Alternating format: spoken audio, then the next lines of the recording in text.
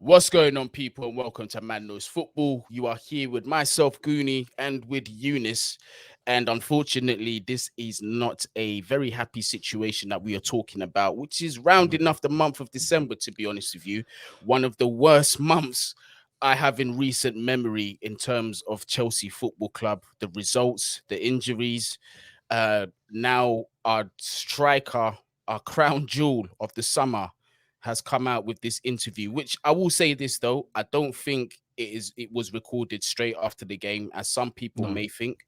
This might have been recorded during the period he was injured, but it was just after Man United. Just so you know. exactly. It was three weeks ago. But the impact that it's made, the way Sky Italia chose the time to release it basically makes no difference at this point. The feeling is still the same. But obviously, before I get into the content, make sure you do like, share, subscribe, leave your thoughts down there in the comments as well. And don't forget to check out mine and Rome's talk about this situation as well. That one is a bit more fiery, a bit more fueled up, a lot of anger and emotion in that one. But obviously, with Younes, we're gonna calm it down a little bit and try and get some perspective into it. You get me? I can flip if you want. We're gonna try. We're gonna try. But Younes, man, I don't even know where to start with this one. Like, I'm just gonna let you tell me what you have heard about this situation, and we're gonna take it from there. Okay, so this interview was done 3 weeks ago, just after the Man United game.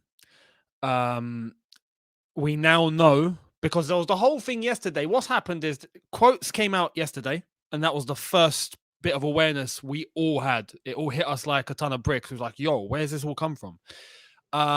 We heard the quotes. We started thinking, some people were like, okay, it's been misinterpreted. It's been mistranslated.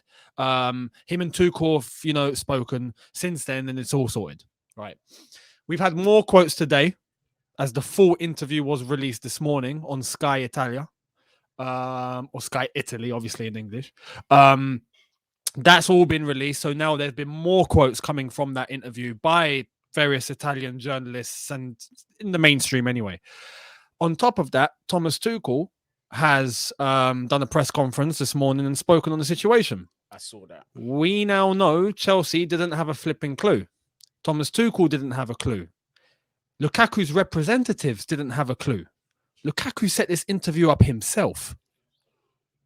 And those comments and those quotes that we've heard now have all come from his will to talk to Sky Italy.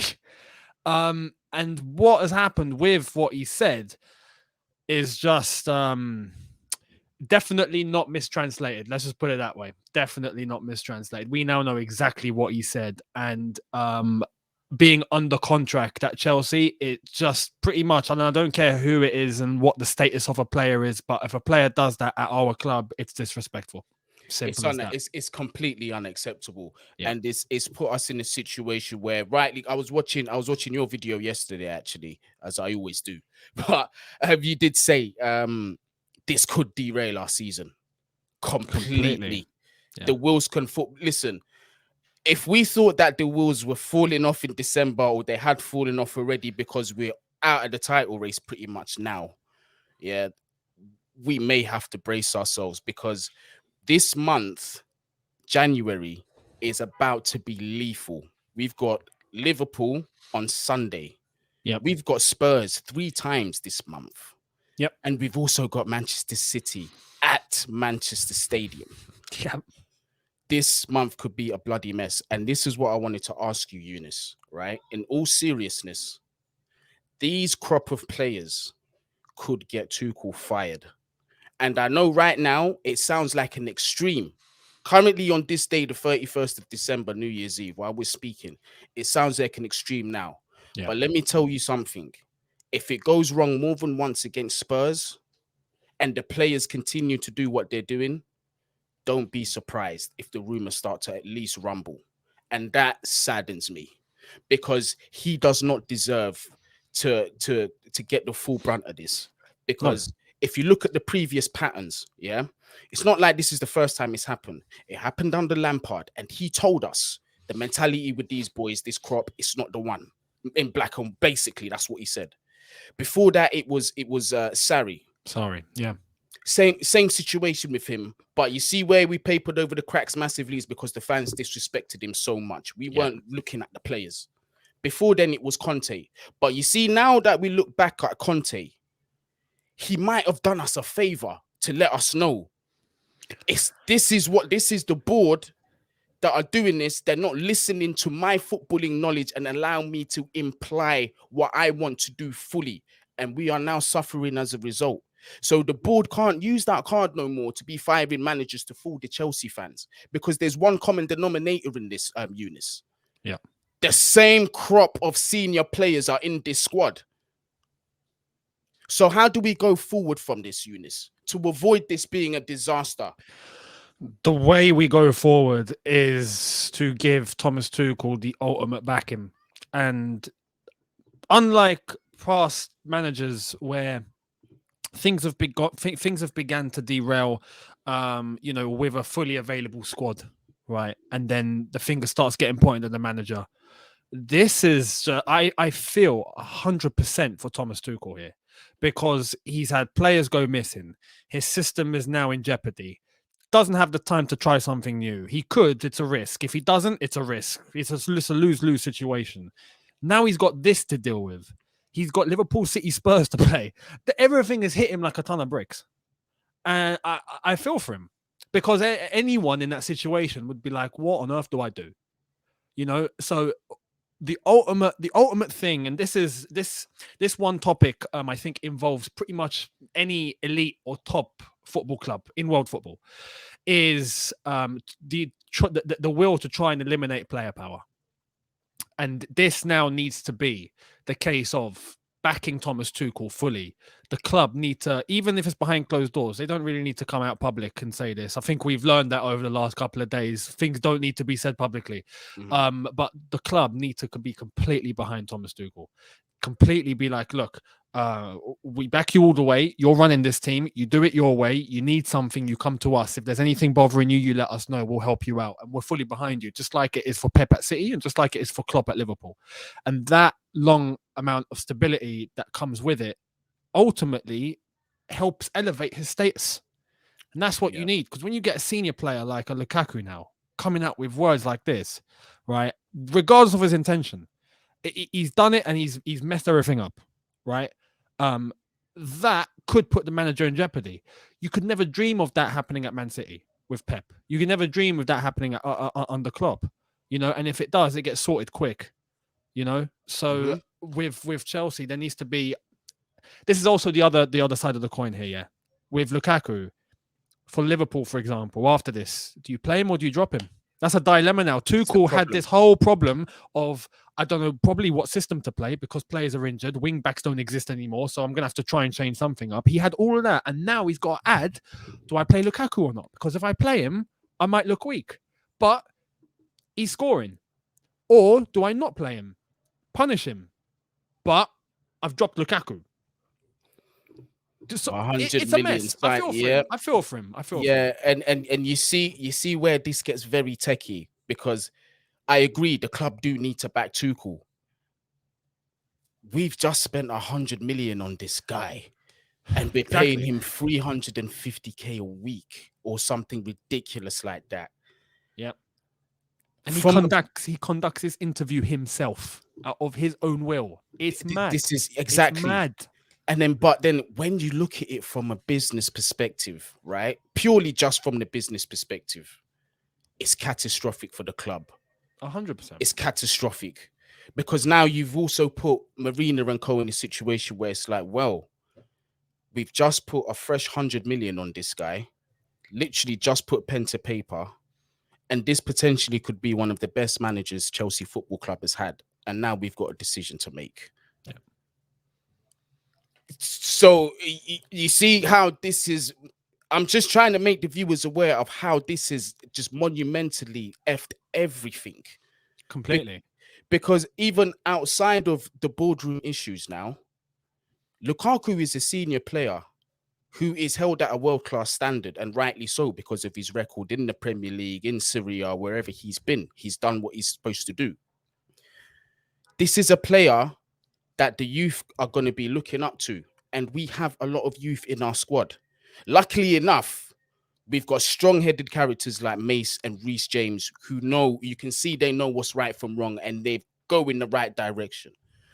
But that's only a very small percentage of our youth. What message is this going to show to the rest of Cobham? Because when Diego Costa stood up and done what he did by not turning up, the decision was simple. As much as it hurt us, you knew he was going to be out the door. This is not like that. So it's like you're saying, this is not just an example for Chelsea Football Club. This message, right? If big clubs care about their own reputation, it is club versus player power. And they need to start coming out and showing solidarity so that players that are going to these clubs know that this is no way to behave. You cannot disrespect a big club like this, especially after they've invested that much money, especially after the fans. That's the most important one. The fans backed you.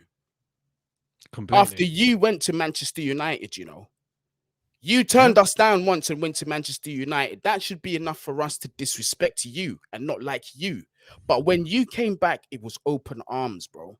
And this is how you want to treat the club. And then when you're talking about you're not happy with Tuchel's tactics, you're throwing the manager under the bus, when really you should be the last player out of everybody that we have to be talking about he's changing up the tactics. You have been injured. That's not your fault. You have caught COVID. That's not your fault.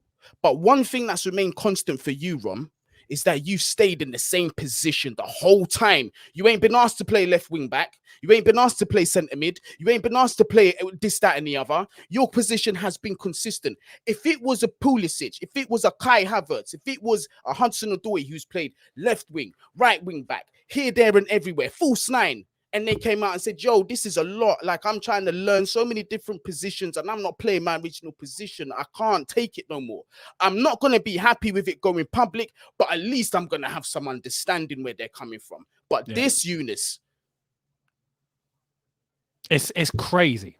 It's crazy because the point you made just there, I've seen Matisse make that point as well, a few others, and it's bang on. If he's coming in public to talk about the way that Thomas Tuchel plays, the way his system is, and it's different to what he expected and whatnot, mate, Pulisic's been playing left wing back, you know, flipping.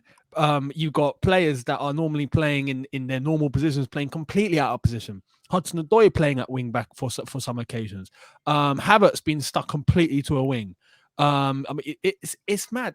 There's been so much in terms of players not being exactly where they want to be. There's no complaining. They get on with it.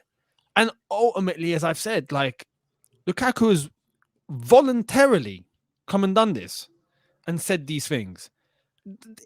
You're under contract. You're under contract and you're throwing, even if it's unintentional, it's stupid, it's naive. And hold on. Let me cut in there because that was intentional. Because remember who we're talking about here. This is a man that speaks 5 languages, you know, fluent. Yeah. You cannot be, you have to be the full ticket. You've got to be of a level of intelligence to be able to do that. Yeah. The second thing is that he called for the interview himself, which means that he had most of the control of the questions that were going to be asked. Because if you're going to go to an interview and present yourself, somebody clearly is not prepared for this interview. Yeah, they're not. So he's gone there and he said, this is my theory. I can't paint it any other way, because if it was somebody who only had brains in his feet, then it's a different situation. Yeah, no disrespect to lesser intelligent players. You got your talents playing football, maybe not everywhere else, but like, this guy has a brain on him. This was calculated, which brings me to this.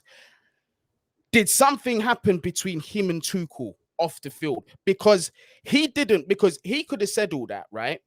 And he could have said, but I understand why roles are changing at the club and we're performing the way we are because of the COVID and the injury situation. We have to make do with a bad situation, and the manager's done his best. Remember, we're talking about a manager who came into this club who had no transfer window and won the Champions League the following season within 6 months in the club, and he's won it. Can I just say as well, with the system that he is currently implementing, we won the Champions League with. Right. Without him. I mean? exactly without him. So Lukaku should know what he's getting himself into if he's coming to Chelsea. That should Right. all be on paper and easy to see. Lukaku has played with a fully fit Chelsea team and has witnessed us concede what? What was our run? We conceded how many goals in our first 10 games? You Like see what I'm 4 saying? or something. This is what I mean. So where is this coming from? And then Yeah. let's talk about the audacity to be Real Madrid and Barcelona and Bayern Munich. Yeah. Brother, who do you actually think you are, bro? This is the one that stings because this tells me that what we saw at the beginning when he signed was a lie. Yes. The whole thing was a lie. Because he come out and be like, I'm here for unfinished business. I'm back better than ever. He was like, I'm looking to end my career here, his words. So to say all of that, 4 months later, do an interview voluntarily with Sky Italia, begging Inter, talking about Inter, saying I'm gonna go back. Martinez, to Chelsea. No. He can stay there because I'm coming back. What? Like all of that, and then Real Madrid, Barca, Bayern Munich. My plan was to be at Inter and then eventually go on to one of those clubs. So what it tells you is everything that he's tried to do has failed. Yep. And the one remaining option on the table was, let's go back to Chelsea. And then when he got it, he made it look like that was his number one option. He wanted to come back. He's supported the club since he was a boy. This, that, and the other. It's out of order. And because it's Lukaku, there's going to be some fans that cut him some slack. Where in reality, any football player that does that, you're dropped. You're done. You could be sold. I remember, you remember the whole Costa situation with Conte. Yeah. Conte literally ended it over a text because Yeah. Conte has, Conte doesn't mess about. Yeah. Courtois. Yeah. This is near enough, right? The only thing that Lukaku hasn't done is not shown up for training. Everything else is pretty much identical with what Courtois was saying about Real Madrid. And the only thing is that Courtois hadn't actually played for Real Madrid. Lukaku's played for Inter, and that's why he's got that love affair. But you don't do that when you're under contract. You don't say these things. You can come out and say, look, I had a great time at Inter Milan. The fans were fantastic. They treated me so well. I loved it over there. You can talk about what it was like. No problem. To start entertaining moves and to start entertaining very near future possibility of him going back, flirting with others, mentioning other clubs. You are at Chelsea for what? And 4 months ago, you signed and it was rosy and lovey-dovey and you on top of the world. And now you want to bounce? And you know what's crazy on top of that? The cherry on the cake. Man United fans warned us about this. We didn't listen. We was like, you guys are just jealous. Everton fans, weirdly enough, warned everyone about this. And everyone didn't pay attention because it's Everton. Inter Milan warned us about this when he joined us from Inter Milan because they were like, yo, he's a snake. He's been 4 there 3 months in. 4. And we're finding it out for ourselves. Yeah. It's a madness. So where do we go from here with Romelu? There's just a massive question mark. Right now, Chelsea Football Club, there's just a huge question mark. Everything is literally up in the air. It's a mess, And as fans, we just literally, I'm being real with you now. I've put my seatbelt on and I'm just buckling up. We've been in this vehicle before. Yep. We know this vehicle very well. Yep. Younes, just please make sure in the compartment there are cohibas, there is Hennessy XO. Check. And there's a television. You understand? Because Check. It's going to be yeah. We're well equipped. And listen, let's be grateful it's not Ollie at the wheel. Just had to throw that. that would have been yeah. But no, in all seriousness, Younes, because look, if that's not bad enough, we are already under pressure in the transfer market because of our wingback situation, which is now worsened by 1,000 times because Reece James looks like he's going to be out for 3 or 4 months now with a hamstring tear. Yeah. So that means 2 of our main first choice Champions League winning wingbacks are no longer available. And the ones that are available is Marcos Alonso and Azpilicueta. No disrespect to both of them because their limitations are their limitations. And at this age, there's nothing they can do about it. But going forward, that's not sustainable. And we may find out on Sunday just how unsustainable this is. Because another thing I want to say, Younes, is we've been due a whooping for a minute. Because if we can perform like this against Watfords and your Aston Villas and against your West Hams, and we're not getting results against them and we're losing in some cases, what is going to happen on Sunday with Marcus Alonso and Azpilicueta at wing back, N'Golo Kante at 50% fitness, Kovacic at 50% fitness, Jorginho at 50% fitness, Lukaku doing what he's done, Hudson-Odoi not able to put the ball in the back of the net, and it's similar with the rest of them. It's a mess, bruv. I mean, the one thing we have to do is expect probably a heavy defeat, and that's not the right mentality. But it's not. It's the truth. That's just the fact. You see, the situation's got so bad in January, so quickly. Yep, that I would. And listen, this might be controversial to a lot, but in a weird way, I'd understand if we just took the L in January and did nothing. And come the summer, we done the clear out and just done what we done the previous summer, but times 10. Yeah. It's unreal. What I'm sorry, but like, what I'm saying is it's not it's not the most realistic thing, and it might even hurt us even more in the long run. But bruv, I don't know, bro. I'm out of ideas. The thing, I think we all are, mate. The thing is, with the Liverpool game at least, or the way that the league's running now, we know the title race is done. Yeah. That's over. So, in a way, that could be used as a positive. As in, like, regardless of what happens against Liverpool, regardless of what happens against City, right? Tottenham, God forbid, but Tottenham even, we take it on the chin and we deal with the circumstances and we look long term. We look to the summer because there's nothing to really fight for in the league, at least, right? Unless we're trying to just get top 4 again. Now, the thing with Lukaku, I want to say, the right thing to do on Sunday is to drop him. Not even that is the right thing to do. He's not in the squad. That I know that will get the media talking. Oh, they've had a bust up. Something's happened, because you know that's what's going to happen. That's what Thomas Tuchel has to deal with. But at the same time, if you play him, it makes you look weak. It makes it look like everything's all right. You can do that sort of thing and get away with it. And I'd rather lose 5-0 to Liverpool and show some strong backbone than to bend over and make it look like we're weak, even if we got a result. I 100% agree with you on that one, bro. I ain't gonna lie to you, because this is a case where an example must be made. Because look, a similar situation happened over in North London, although I feel it was a step worse because the insult was directed to the fans on the pitch with the Xhaka swearing at the fans. Yes, but we can't do what they did, because at that point he should have been sold out of the door. Our situation is unique in the fact that Lukaku's been here 3 months. And there ain't a club out there in this circumstance that A, will want him, and B, will have the funds to even get him out of Chelsea. So that's not an option right now. And why I said what I said about January is that we have a lot of deadwood at this club. Weirdly and I don't enough, want it to be. I don't want it to be a thing where come this January, right? And I'm not saying Digne's a bad player, but is he the standard that we're looking at Chelsea Football Club? Are we buying Digne because we want Digne or because Chilwell is injured? That's the question. Right, that's it. Yeah. We are going to continue to stack up with these players, and it has to stop. At some point, we have to say enough is enough. Get them out of the door. That's it.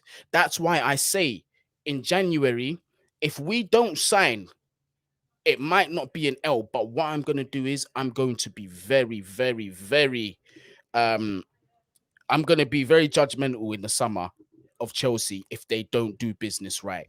When I'm saying business, I'm talking quality and depth, not just he plays in that position and the Premier League sign him. Quality in depth.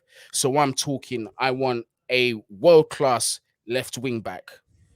At this point, when Chilwell comes back, he fights for his place like every other player. But we know Chilwell is still quality, and there's a world-class wing back behind him. We need another right wing back. Reece James needs to start competing now. He's as good as he is. I love Reece James. He's just got the injury, but we need quality and depth. And these things keep those players at the top of their game because they don't want to get left behind. Yeah, we need that DM. Now, I'm happy with the links with Tchouaméni or Declan Rice. If that's true, please, by all means, make sure one of them two are at our club. And now going forward, the forward line, we need to address that, bro. That needs surgery. Massively. Yeah. Which is crazy because we have 7 options for 3 positions and we're still talking about surgery. Massively. And this is what I mean. And then, but this is the thing. If we want to be Chelsea lifting Premier League titles again, it's got to be done. We can't be missing Callum Hudson-Odoi opportunities. We can't be we can't be doing the false 9 Pulisic's anymore. We can't keep doing this no more, where it's hit and miss, hit and miss, hit and miss. We need to sign a profile of winger who is direct, selfish, and wants to score goals. And we haven't seen that since Iron Robben. Robben, do you see why I love this guy so much? He didn't care if your name was Drogba, Ashley Cole, whoever. If he's got his sight on goal, he's going through and he's scoring. We don't have that. Do you know who do have that? Yep. Liverpool. City. Do you know Man City have these players? Yep. We have players that are too kind. Let me lay it on the plate for you. Oh, pass it to me, to you, to me, to you. Do you want to score? Oh, I'll score it. Do you want to score? No, we don't need that.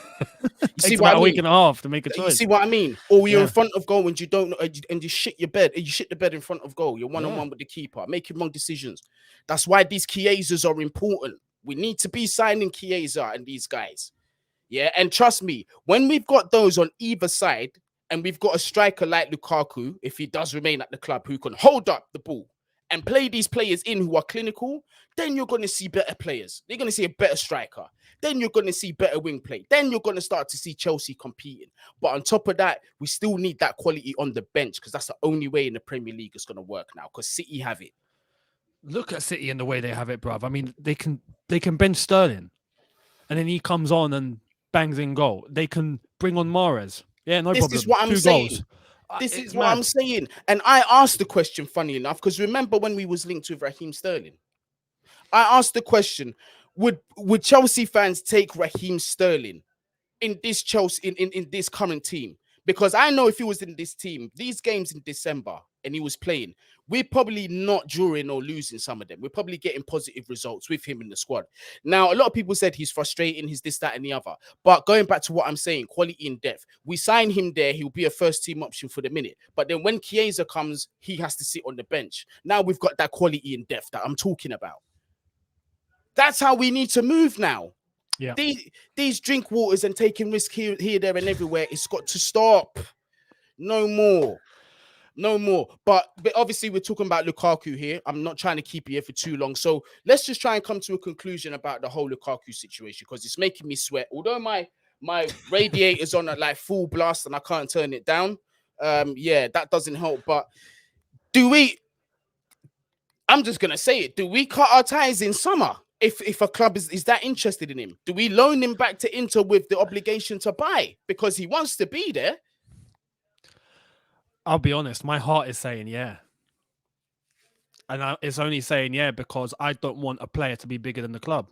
It's as simple as that. And the damage is done. The damage is done. Like, what he said, his intentions have been made clear. And that fills me, and this is what's it's going to fill Tuchel with worry. As Tuchel said in the press conference today, he's going to have to talk with him. He doesn't really know what's going on. So if you don't know where his head's at, you don't know what he's thinking, you know what he's feeling, can you trust him? That's the whole. That's what I have in my my rationale now, in my thinking. So if it came to it in the summer, this goes on. Let's be honest. If this was another player, he'd be finished. Yeah, he'd be done out here. This is the point. You can't be treating one player more than the other, despite the same crime. It's the same. I don't care who you are. You know, if this was Jorginho, he'd get slated. If this was Alonso, he'd be killed. Oh yeah, yeah. You know, even Hudson-Odoi. If this was Hudson-Odoi, finished. If he come out and be like, I've still got Bayern Munich in my head. Oh mate, game over. You know, and he's a Cobham lad. But because this is Lukaku, because he's 100 million or 97.5, because he's a club record signing, because he sold us the dream at the start of the season, there's still some people holding on to that. Maybe. Damage is done. No, it's done. Damage is done. And This he's is not the only irreversible. striker on the planet. It's as And simple that's as it. that. That's it. And it's it's too many things that have happened in this interview. Is the way he's made the Way too club many. look, the way he's made the manager look, the way he's made his teammates look, and the way he's disrespected the fan base. He's done too much. So And he was the last one we expected.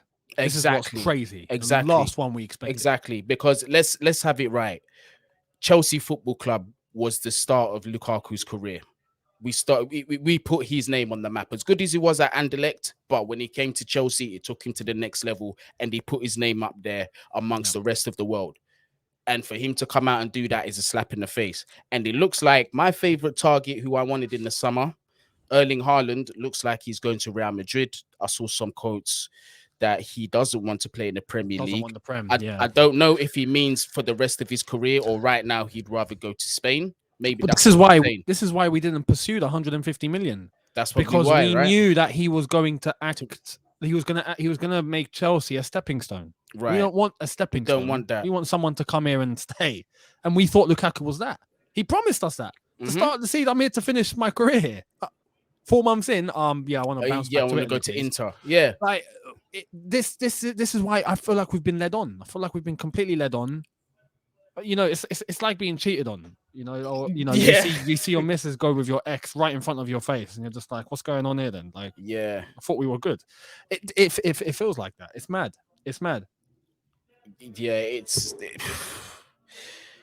Younes, it's just a devastating thing to just think about. And after the January that we've had as well, this is the last thing that we needed. And I'm talking about us. Imagine Tuchel. Hey, but but it's one of those ones. You're right. He's not the only striker out there. I really do hope our name gets thrown in the mix with Dusan Vlahovic over at Fiorentina, who looks like an absolute hitman and who would do the job. I think he's way younger than Lukaku, isn't he?